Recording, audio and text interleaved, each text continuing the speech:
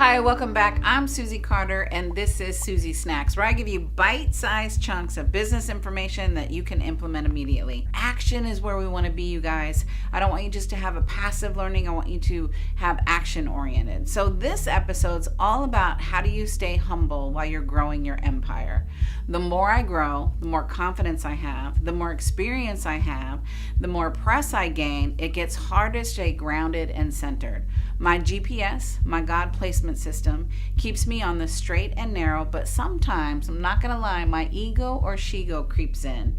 And then I'm like my little bulldog shows up, right? My bulldog on a sock, my machine gun Eddie, my mean girl, my bossy Betty, right? How do I stay humble but powerful at the same time, right? I'm laughing because I want to laugh at my smallness as much as I celebrate my bigness. I think that makes the difference between someone who really has owned their success, right? You've heard it all before in life. Be humble, be kind, calm is the right thing to do. But if it isn't enough to convince you, consider this. Humility and kindness and calmness can actually help you get ahead in life. Let's look at the benefits of being humble. Confidence is a key to get ahead in life, right? And in business. It keeps us better at our work and our relationships and in interviews.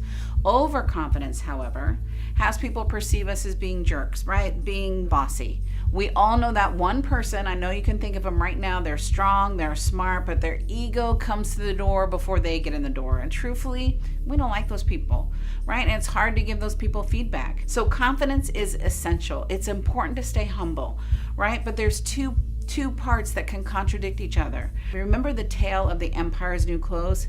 It's okay to be wrong about something, but more importantly, it's okay to admit that to others. This shows us that we can not only value your opinion and decisions, but we can also value the opinions and decisions of people around you. I used to think leadership was I had to have all the answers.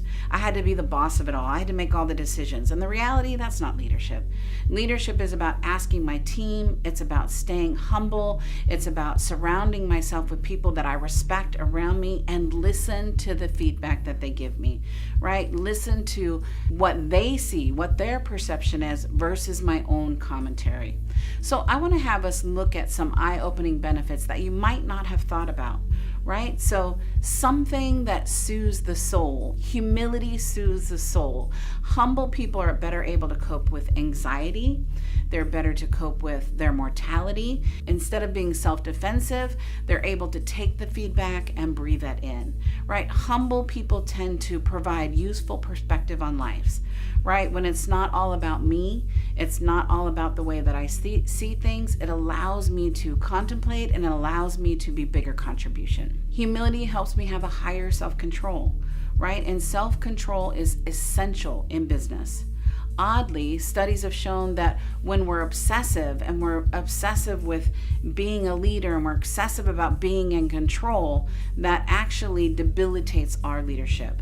To be humble, though, because this place is of importance, you have to exhibit that self-control in so many situations. There's so many times in business where I want to rip somebody's head off. And I just want to tell them like I see it.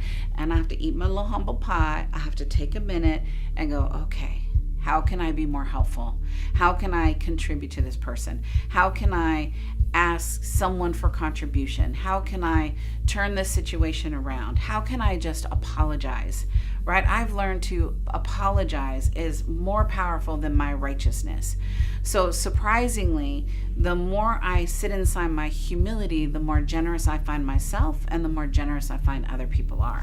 The full benefits of being humble is really worth to take a look, right? The last one in around humility is about being more helpful, right? Being more helpful and really think about what does somebody else need? How can I contribute to them? How can I keep them in action? How can I support their work performance? How can I support them in being more confident in what they're doing? Humility allows you to do that. The last thing I want to look at is killing them with kindness, right? Everybody knows the golden rule, but everybody doesn't take it to heart. Kindness is often overlooked as a sign of weakness. Don't mistake my kindness for weakness. Kindness allows people to see you in a generous way, and kindness can go a long way. So my question of the day for you is, let's check your ego. Let's look at what practices we can put in place on a daily, weekly, opportunity to check your humility. I can't wait to hear your stories. I can't wait to check in. I'm Susie Carder, and I look forward to seeing you again.